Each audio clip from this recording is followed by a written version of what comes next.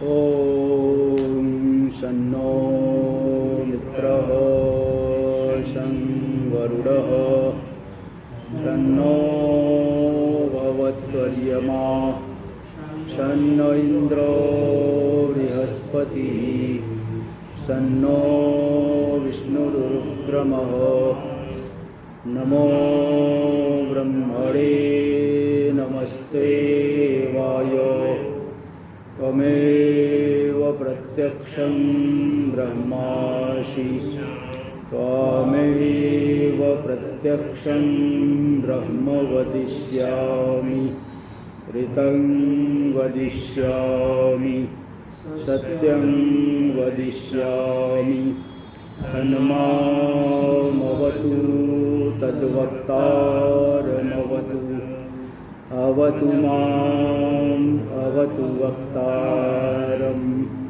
ॐ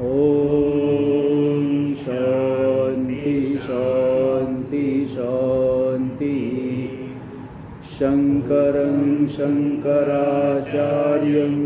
केशवं बादरायणं सूत्रभाष्य कृतौ वन्दे भगवन्तौ पुनः पुनः ईश्वरो गुरुरात्मेति मूर्तिभेदविभागिने व्योमवद्व्याप्तदेहाय दक्षिणामूर्तये नमः।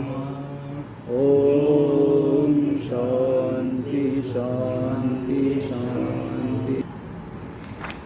कृष्ण यजुर्वेद की तैत्तरीय उपनिषद पर विचार किया जा रहा है। इसका प्रथम जो अध्याय है शिक्षा अध्याय, इसमें 12 अनुवाक है। तो 12 अनुवाक के मंत्र का भाष्य टीका सहित विचार होने के अनंतर ये थोड़ा शास्त्रार्थ जो है विषय की स्पष्टता के लिए कर रहे थे। इसमें हम लोग चल रहे हैं तो 56 पृष्ठ चलेगा।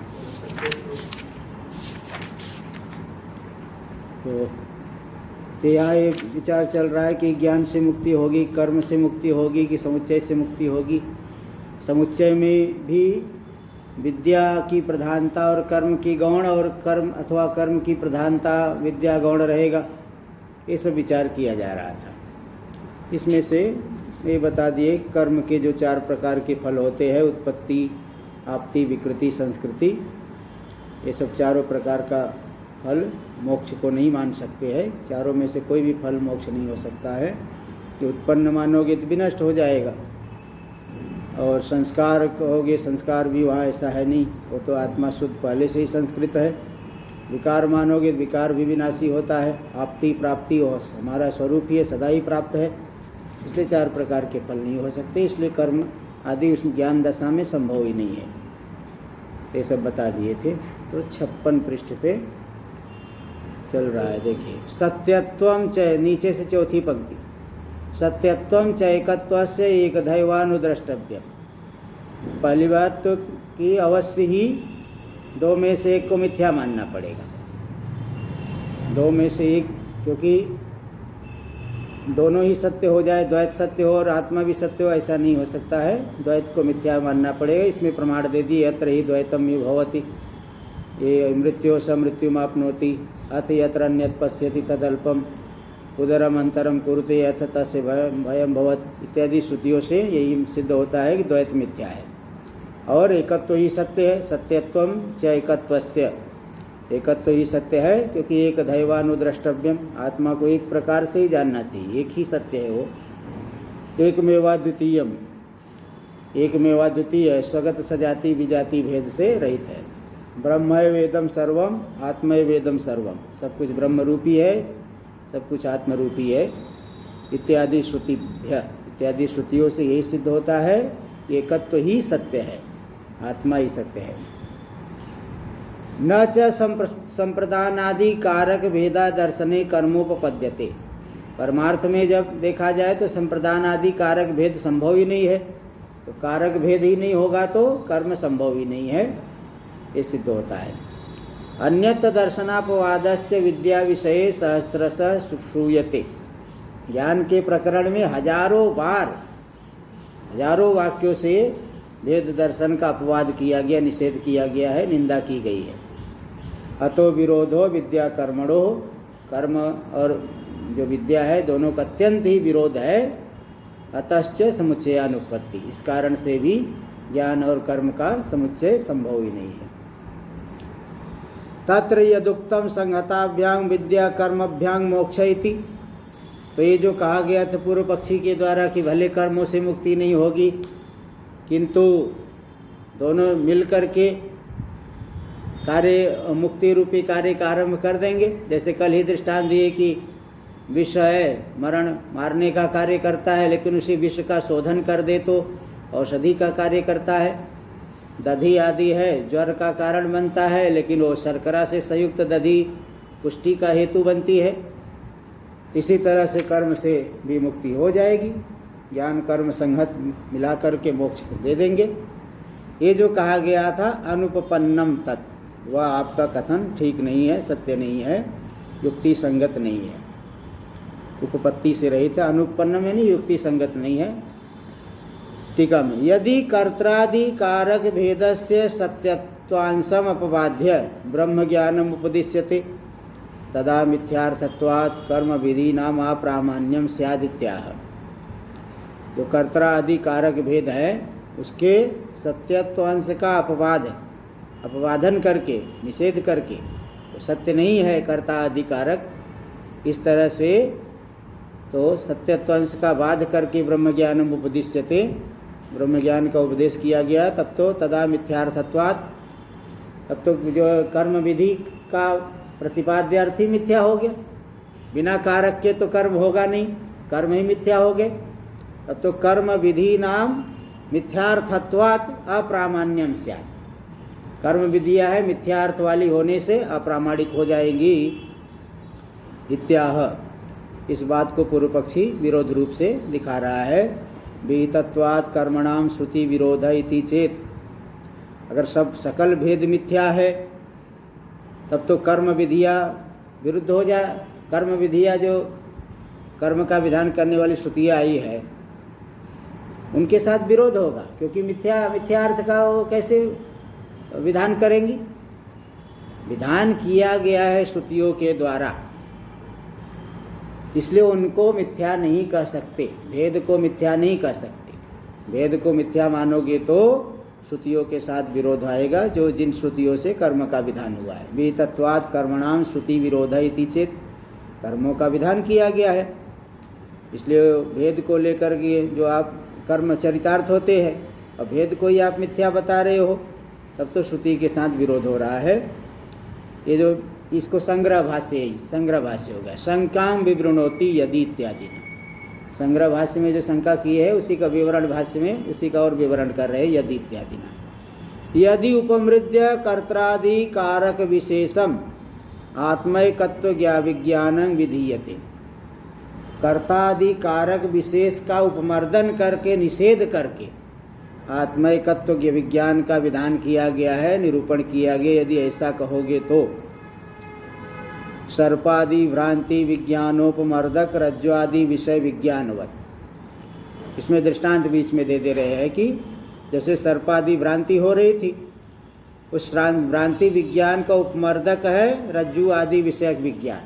यह सर्प नहीं, नायम सर्प किंतु रज्जुरेव, नेदम रजतम किंतु सुक्तिका एव।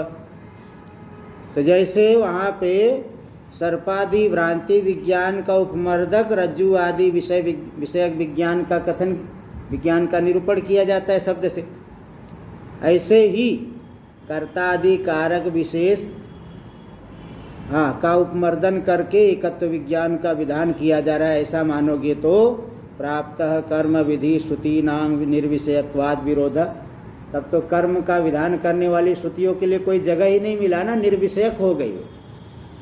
सकल भेद का ही निषेध कर दिया तो फिर कर्म कैसे चरितार्थ होगा? बिना भेद के कर्म तो होता नहीं है। तब तो कर्म विधि श्रुतियाँ जो है निर्विषयक हो गई। निर्विषयक हो गई तो उन श्रुतियों के साथ एकत्व का विरोध हो रहा है, क्योंकि शास्त्र में तो कहा गया है, विधान किया गया है, और भेद को लेकर के ही कर्म चरितार्थ होगा। आप भेद का निषेध कर रहे हैं, तब तो कर्म विधिया निर्विषयक होगी।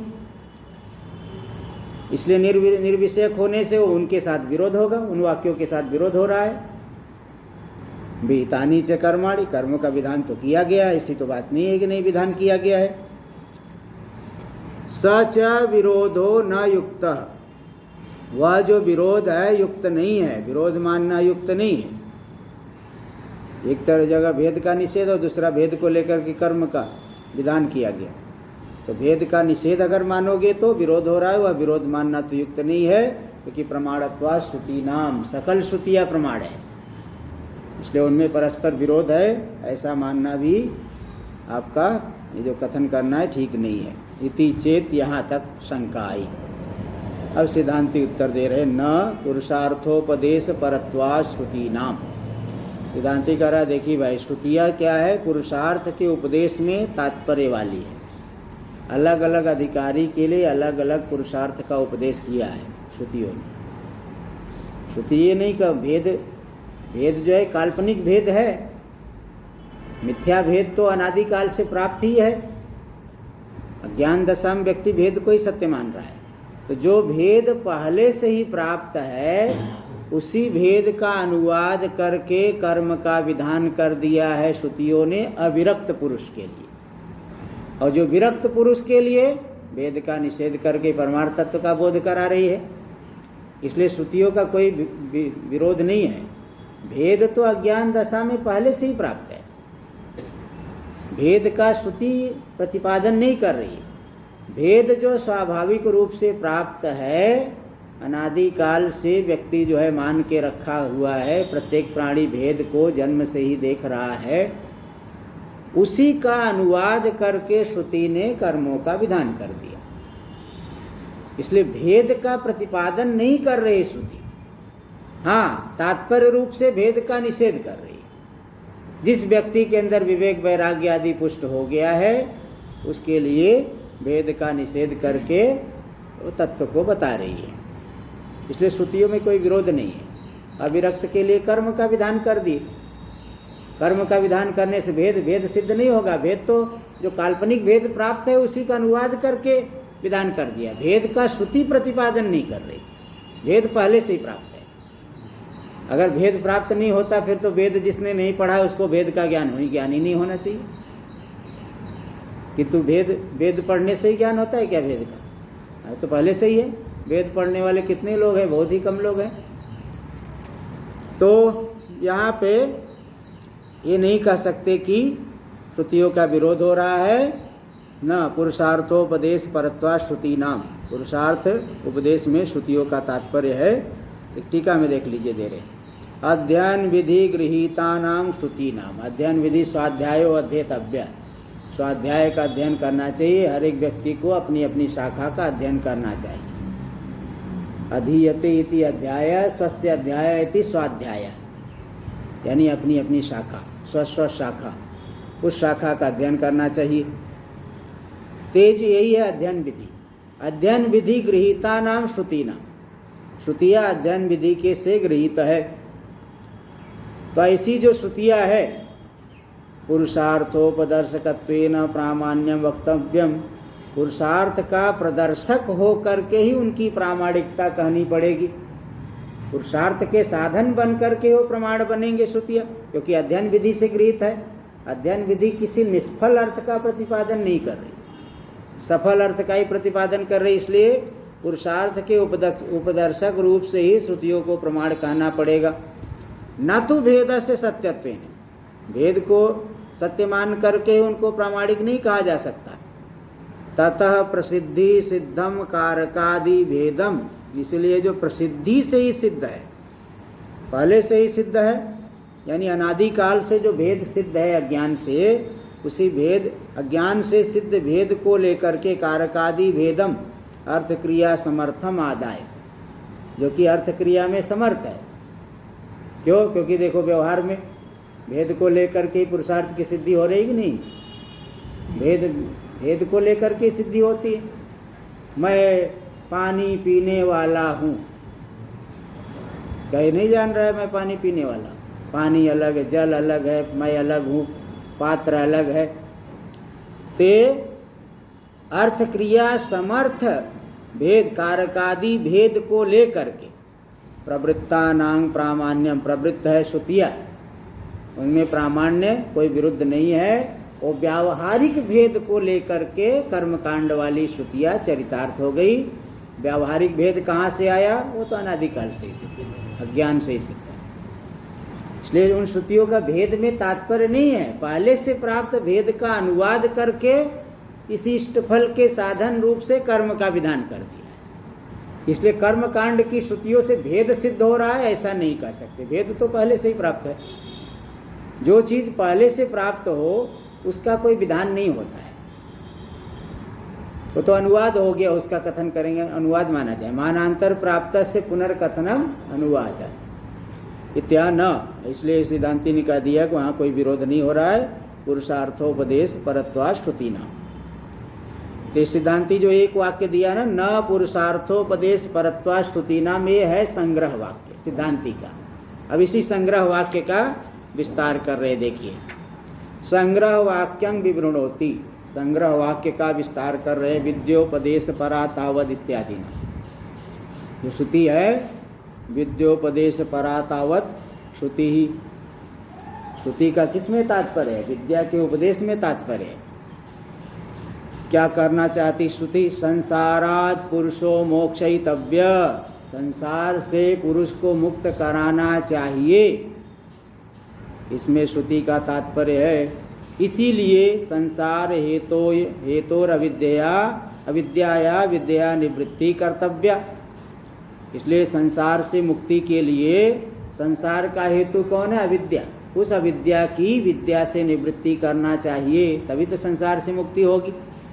इति विद्या प्रकाशकत्वेन प्रवृत्ता, तो विद्या के प्रकाशक रूप से श्रुति की प्रवृत्ति हुई है, उपनिषद की प्रवृत्ति हुई है। इति न विरोध, इसलिए कोई विरोध नहीं है।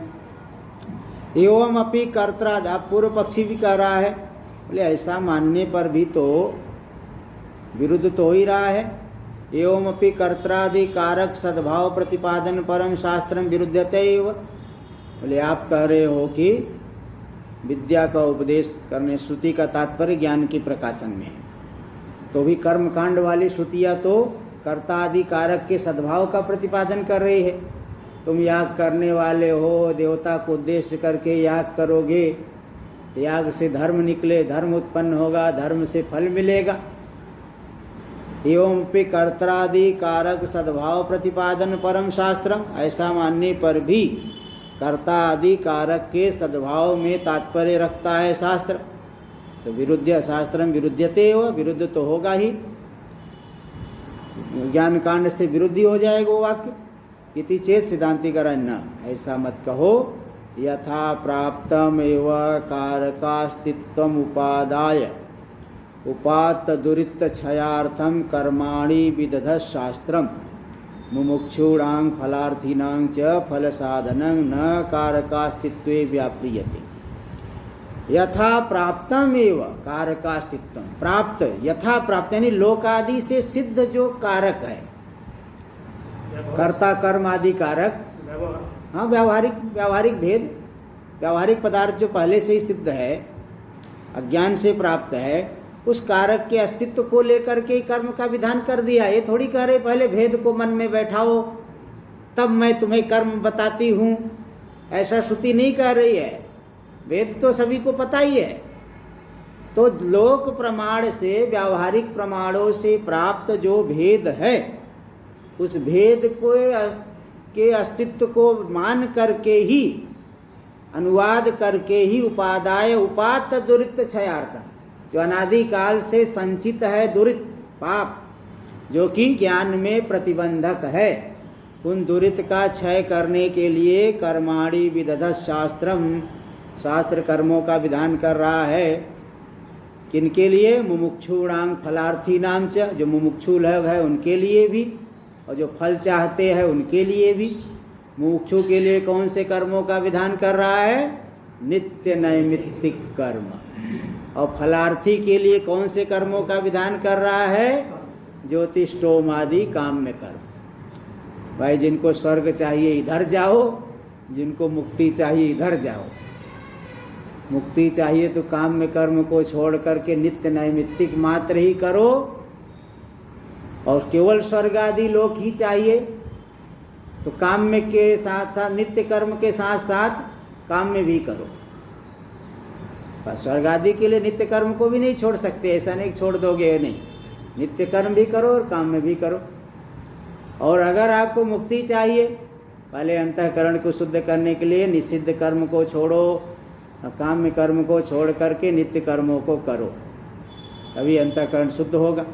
तो मुमुक्षुओं के लिए और फलार्थी दोनों के लिए वह फल साधन का विधान कर रहा है शास्त्र।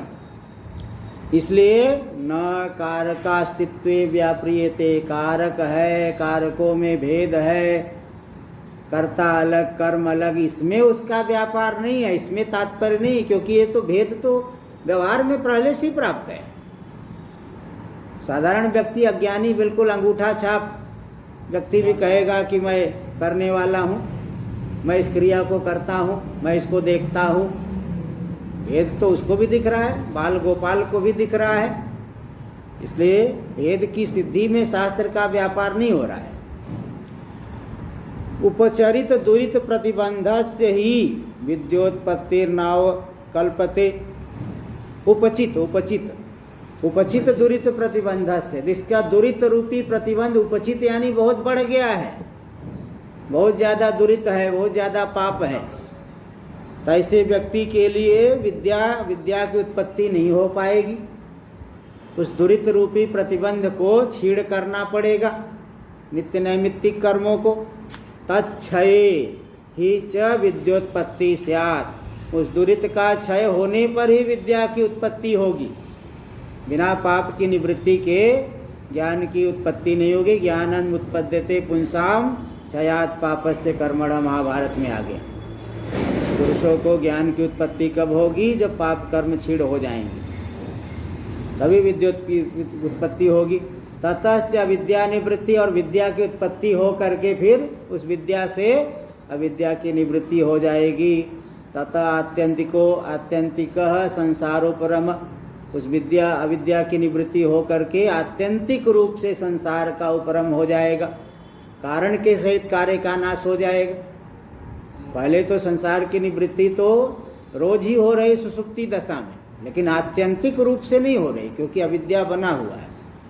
इसलिए जब अविद्या की निवृत्ति हो जाएगी विद्या के द्वारा, तो आत्यंतिक रूप से संसार की निवृत्ति हो जाएगी, संसार का उपरम हो जाएगा। टीका में देख लीजिए, वही तो मुक्ति है। हाँ, वही मुक्ति हो गई, संसार निवृत्त हो गया, स्वरूप में स्वरूप अपने स्वरूप को जान लिया, स्वरूपावस्थ हो गया, स्वरूप निष्ठ हो गए, यही मुक्ति है। और क्या है? जीते जीते मुक्त है। पूर्वम सत्य मिथ्या विषयत्वेन विद्या कर्मणोर विरोधम आदाय समुच्चयो निरस्त। वो पहले क्या बताए थे? विद्या जो है सत्य वस्तु को विषय करती है, और कर्म जो है मिथ्या वस्तु को विषय करता है। भेद आदि मिथ्या है, इसलिए एक सत्य को विषय कर रहा है, दूसरा मिथ्या को विषय कर रहा है। इसलिए दोनों में अत्यंत विरोध है, इसलिए विद्या और कर्म का समुच्चय नहीं हो सकता। पहले इस बात को बता दिए थे। इदानीम, अब जो है अन्य प्रकार से भी ज्ञान और कर्म में विरोध बता रहे। काम में कामी विषयत्वेन विरोधमाह, काम में और कामी विषयक रूप से विरोध को बता रहे। दोनों के लिए कामी अलग अलग है, दोनों का काम में अलग अलग है, इसलिए इसको लेकर के भी दोनों में विरोध है। यही बात बता रहे। अपीच इत्यादि ना, अपीच अनात्मदर्शिनो ही अनात्म विषय काम। जो अनात्मदर्शी व्यक्ति है उसके अंदर अनात्म वस्तु विषय कामना होती। मुझे पत्नी मिले, पुत्र मिले, धन मिले, कीर्ति मिले, स्वर्ग मिले, यही सब मिले मिले मिले। संसार के जो है नाना प्रकार के पदार्थ को चाहता है। अनात्मदर्शी जो अज्ञानी व्यक्ति है, अनात्म वस्तु विषयक कामना उसके अंदर होती है। धन आदि विषयक, पत्नी पुत्र आदि विषयक, कीर्ति विषयक। और फिर क्या करेगा वो उसको चाहते हुए? कामय मानश्च करोति कर्माणि, कामना करके ही वह कर्मों को करता है। कर्मों को करता है। कामना करके वह उनकी प्राप्ति के लिए कर्म करता है, नाना प्रकार के कर्म करेगा। पहली बात तो लौकिक कर्म करता है, जैसे विवाह आदि कर्म करेगा। विवाह से पुत्र आदि मिला, और जिसको नहीं मिल रहा है पुत्रेष्टि या डॉक्टर आदि के पास दौड़ेगा, महात्माओं के पास भी जाएंगे। कुछ आजकल तो नया नया दवाई, अभी कोई नया नया सिस्टम आ गया है पुत्र पैदा करने के लिए, तो उसको भी करते हैं लोग। तो देखो, कामय मानश्च करोति कर्माणि, कामना करके वह कर्मों को करता है। उस इच्छित वस्तु की प्राप्ति के लिए, इष्ट वस्तु की प्राप्ति के लिए वह कर्म को करता है, लौकिक कर्म, फिर वैदिक कर्म भी करता है। ततस तत्फलोपभोगाय शरीरादि उपादान लक्षण संसार। अब जो है देखो, कामना से कर्म किया, उसके फल के भोग के लिए क्या करे, जैसे स्वर्ग के लिए कर्म किया, फिर आगे भी शरीर मिलेगा, नया शरीर, देवलोक वाला शरीर अलग मिलेगा। ततस्तत् फलोपभोगाय, फिर उस कर्म के फल का उपभोग करने के लिए शरीरादि उपादान, नया शरीर ग्रहण करेगा।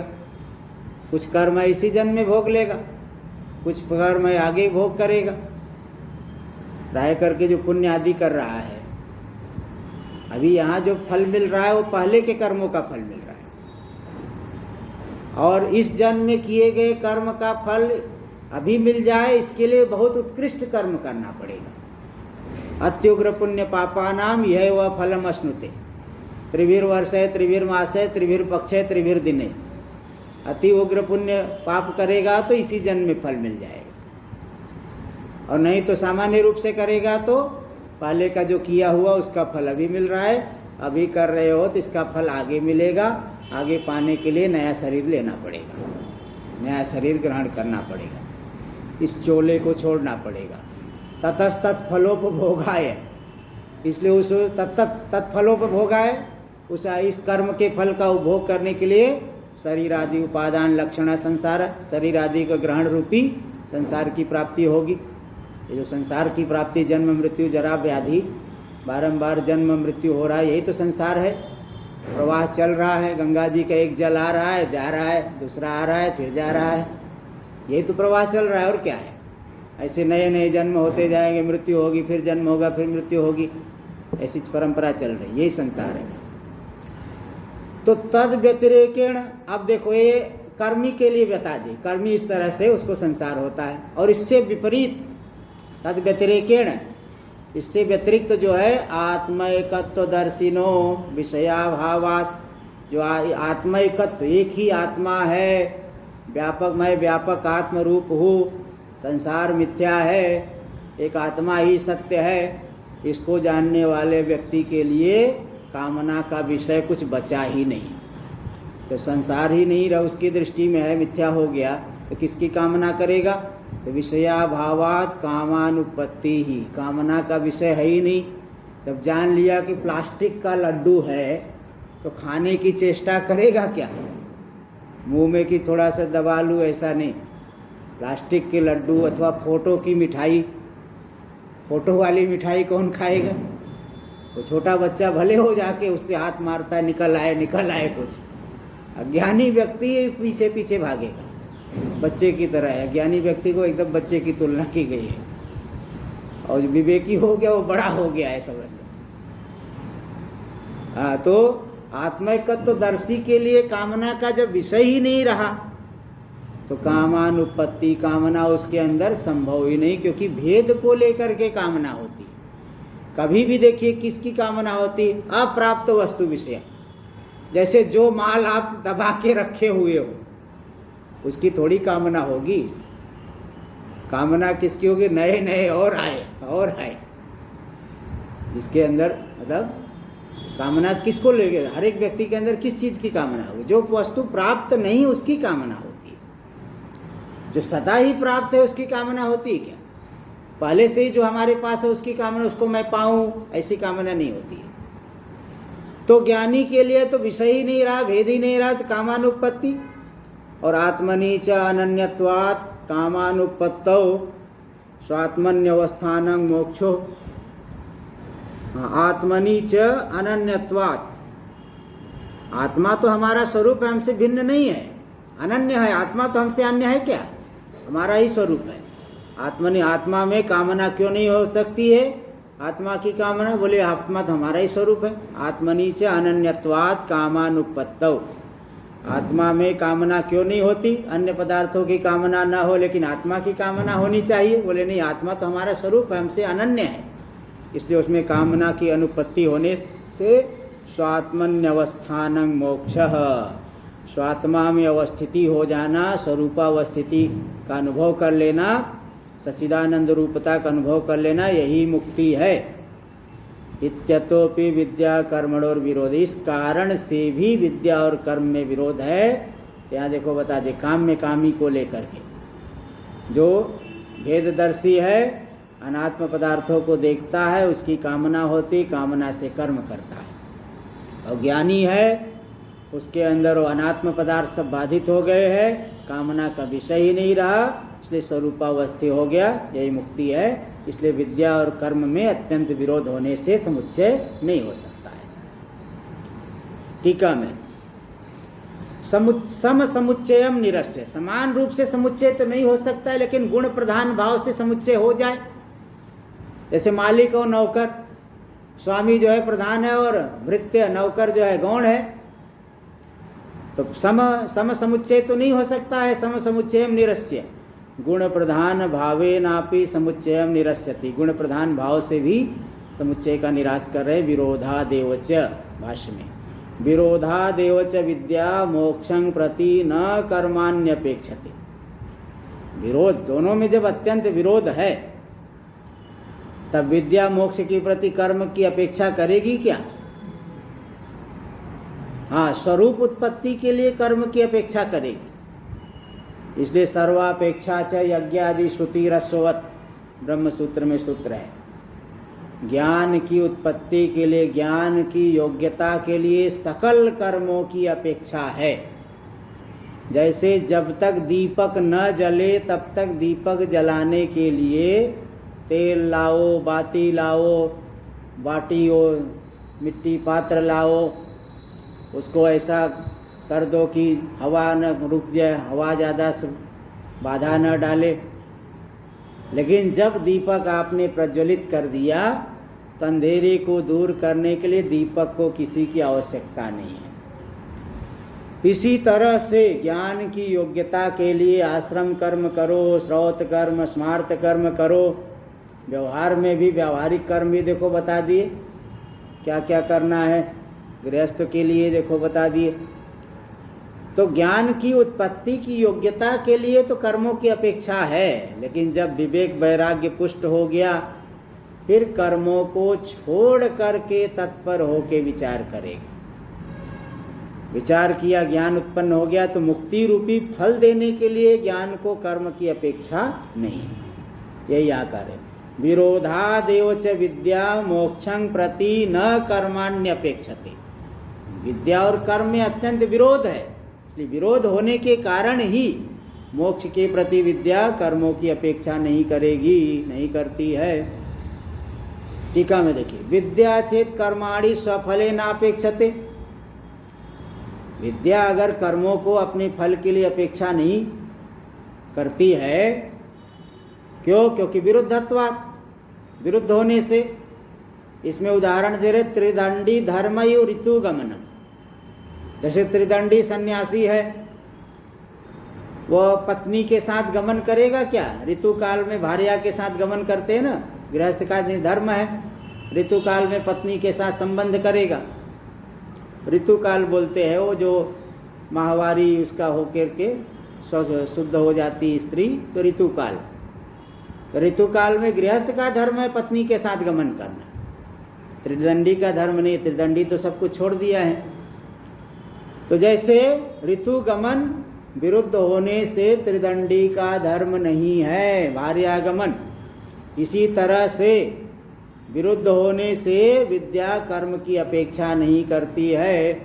यदि ऐसी बात है तो कथम तरहि विद्या सन्निधाने कर्मणां पाठ, फिर विद्या के समीप में कर्मों का पाठ क्यों हुआ, ये बताओ। प्रथम अनुवाक शिक्षा अनुवाक में देखो कर्म कितने बताए गए, ऋतम च स्वाध्याय प्रवचने च सत्यम च स्वाध्याय प्रवचने च। हाँ, क्या क्या बता दिए, बहुत से बताए ना। प्रजातिश्च प्रजनश्च स्वाध्याय प्रवचने च। हाँ, प्रजा च स्वाध्याय प्रवचने च, प्रजातिश्च स्वाध्याय प्रवचने च। क्या क्या बताए देखो। विवाह भी करो, पुत्र उत्पत्ति करो, पुत्र को भी पुत्र उत्पत्ति में लगाओ, ये सब बताए। कितना अग्निहोत्र करो, अग्नि का आधान करो, सम दम लाओ, कितना देखो कर्म बताए हैं। अगर कर्मों का विद्या से इतना अधिक विरोध है, फिर विद्या के समीप में बताओ, अगले अध्याय से ज्ञान शुरू होने वाला है। अभी बस शुरू ही करेंगे, इसका विचार पूरा होते ही ज्ञान कांड शुरू। ब्रह्मविद आपनोति परम, पहला ही वाक्य आएगा। जब इतना अधिक विरोध है तो ज्ञान के समीप में कर्म का क्यों पाठ किए भाई? जब इतना ही तो आपको जो है कर्मों से परहेज है, कर्म आपको इतना ही खतरा पैदा कर रहा है, तो इतना नजदीक में क्यों पाठ किए कर्मों का, ये बताओ। इत्यतः ऐसी आकांक्षा होने पर अभी जो बता दिया कि जब तक दीपक नहीं जलेगा तब तक तो कर्म करना पड़ेगा। दीपक जलने के बाद अंधेरे को हटाने के लिए किसी कर्म की आवश्यकता नहीं है। तब इसी तरह से जब तक ज्ञान की योग्यता नहीं हो जाती, ज्ञान की उत्पत्ति नहीं हो जाती, तब तक कर्म करना पड़ेगा।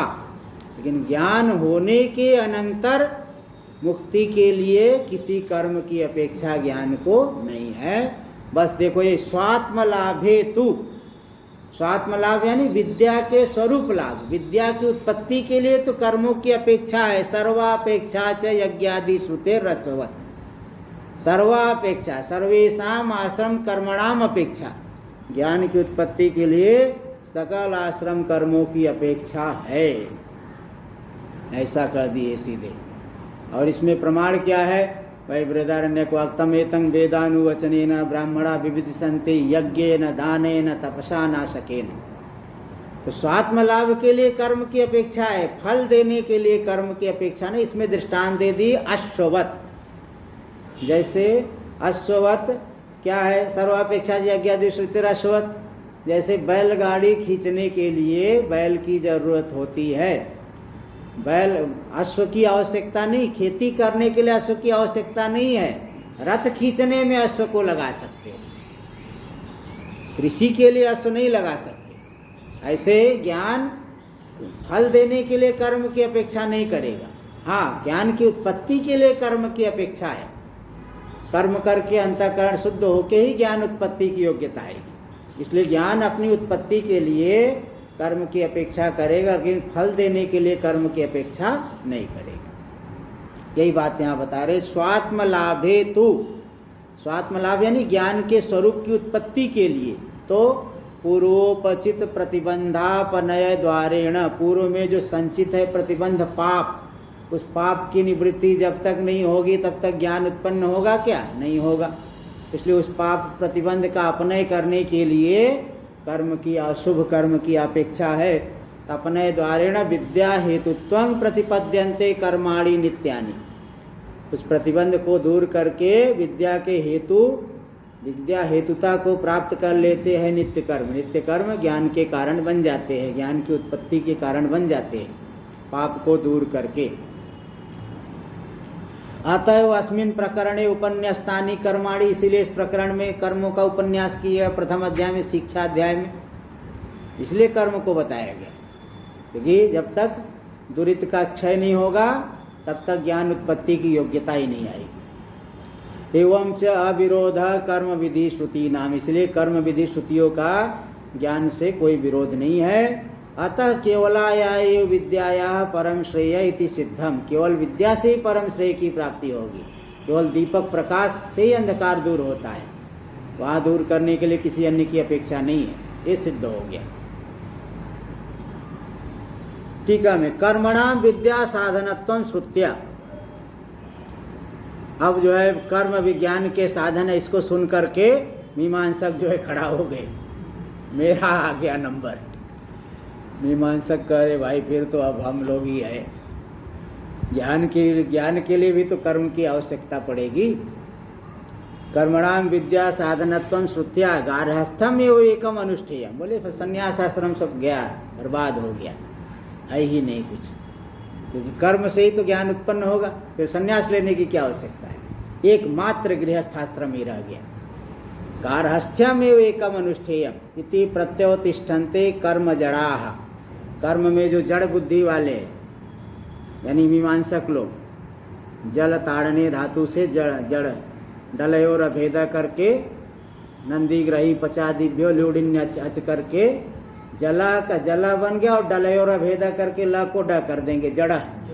कर्म में उनकी बुद्धि बड़ी जड़ है, बहुत श्रद्धा कर्म में है उसको। तो कर्म जड़ा जो है प्रत्योतिष्ठन्ते, प्रतिकूल रूप से अवस्थित हो जाते। प्रत्योतिष्ठन्ते का अर्थ कर दिए पूर्व पक्षयंती। एक गृहस्थ आश्रम का ही अनुष्ठान करना चाहिए, बाकी सब बेकार है, क्योंकि एक विद्या का साधन कर्म बन रहा है यहाँ पे। तो कर्म तो केवल गृहस्थ आश्रम में ही होगा, संन्यास में जा करके स्वाहा स्वाहा करोगे क्या आप लोग। इसलिए केवल गृहस्थ आश्रम का ही अनुष्ठान करना चाहिए, सबको विधिवत जो है विवाह कर लेना चाहिए। ये जो है प्रतिकूल रूप से अवस्थित हो रहा है पूर्व पक्षी। एवं तरी वासन एवं तरी आश्रमांतरानुपत्ति।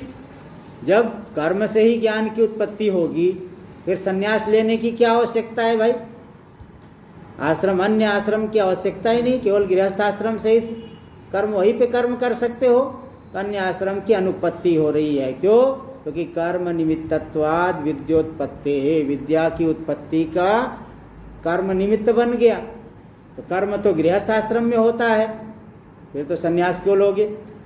गार्हस्थ्ये च विहितानि कर्माणि। गृहस्थ आश्रम में ही कर्मों का विधान किया गया है, संन्यास आश्रम में नहीं किया गया है।